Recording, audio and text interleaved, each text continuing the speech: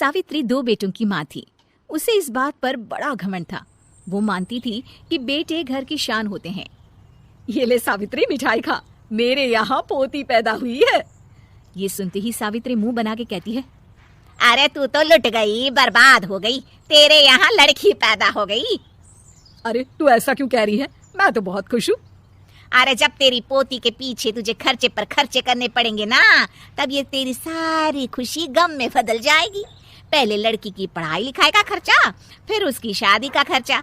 अरे आजकल की शादियाँ कितनी महंगी हो गई है, गहने बनाओ, लाखों रुपए पानी की तरह बह जाते हैं।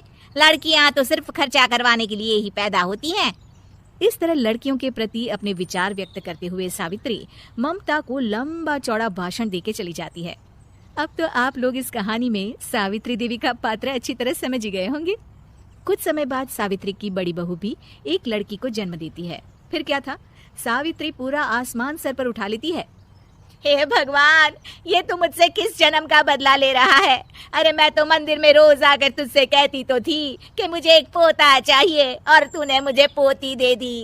इतनी मिठाइयाँ और प्रसाद चढ़ाने का क्या फायदा हुआ?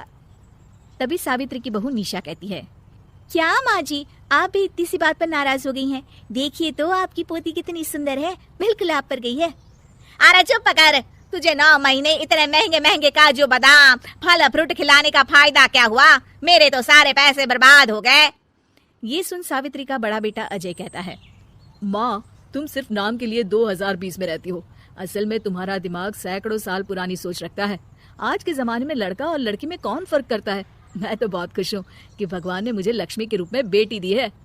लेकिन सावित्री पर अजय की बातों का कोई असर नहीं होता। नालायक, अपनी पत्नी की जबान बोल रहा है। मेरा बड़ा बेटा तो हाथ से गया। लेकिन सावित्री देवी हार मानने वाली नहीं थी।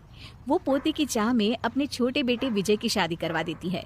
कुछ समय बाद आखिरकार वो दिन आ ही जाता है जब सावित्री की छोटी बहू गर्भवती हो जाती है। सावित्री इतनी खुश हो जाती है कि वो बच्चे के जन्म से पहले ही सारे मोहल्ले में ढिंढोरा पीटने लगती है। ये क्या सावित्री, तू तो पोते के जन्म से पहले ही मिठाई बांट रही है। पहले पोता पैदा तो होने दे, और फिर क्या पता अगर पोते की जगह पोती पैदा हो गई तो। ये सुन सावित्री चिढ़ जाती है। अरे अपनी काली जबान मत चला, मेरी मिठाई खा के मेरा ही बुरा सोच रही है। बड़ी आई, ला मेरी मिठाई वापस कर। देख लेना, इस बार मेरे यहाँ पोता पैदा होगा, पोता। लेकिन ठीक इसका उल्टा होता है। सावित्री की छोटी बहू भी एक लड़की को जन्म देती है। सावित्री फिर से रोना धोना शुरू कर देती है और अपनी छोटी बहू को कोसते हुए भला बुरा कहने लगती है।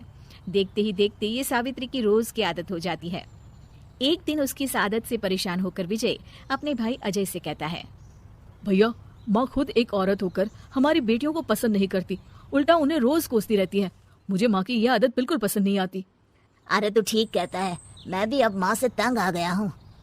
अच्छा, तो अब तुम दोनों इस तरह पीठ पीछे मेरी बुराई भी करने लग गए हो? नहीं माँ, हम चाहते हैं कि घर में शांति बनी रहे। हमें हमारी बेटियाँ बहुत प्यारी है।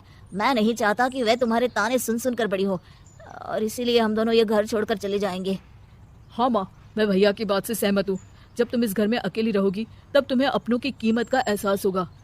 अपने दोनों बेटों के मुंह से अपनी माँ के लिए इतने कठोर शब्द सुन सावित्री भावुक और रुआंसी होकर कहती है, क्या सच में तुम दोनों मुझे इस घर में अकेली छोड़कर चले जाओगे?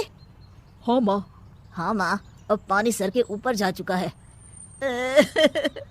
मैं तुम दोनों के बिना नहीं रह सकती। अपनी सास के आंसू देख अजय और विजय की पत्नी अपने पतियों से लड़ पड़ती है। अरे जिसे जाना है वो जाए, मैं माँ जी को छोड़कर कहीं नहीं जाने वाली।